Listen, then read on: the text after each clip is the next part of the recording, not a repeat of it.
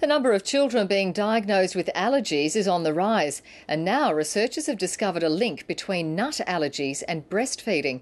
Instead of protecting against allergies, they think breastfeeding might actually cause it.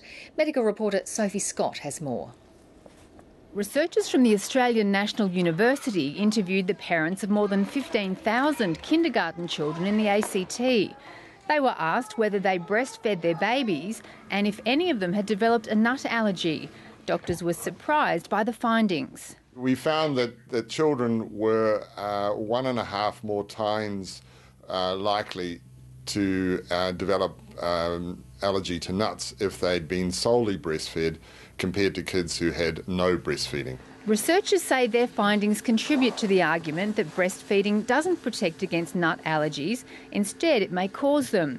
And pregnant and breastfeeding mums could be exposing their babies to nuts inadvertently. My recommendation is that we should consider the diets of mums who are in pregnancy or breastfeeding. Jackie Solomon breastfed all of her 4 children for more than 6 months. Just be led by your baby. Breastfeeding's the best food for them as a baby, for what they can handle, and when they're ready to eat solids, they'll show you. Australian dietary guidelines currently recommend exclusive breastfeeding of infants until 6 months of age, when solid foods can be introduced. There are no warnings to pregnant and breastfeeding mums about avoiding nuts.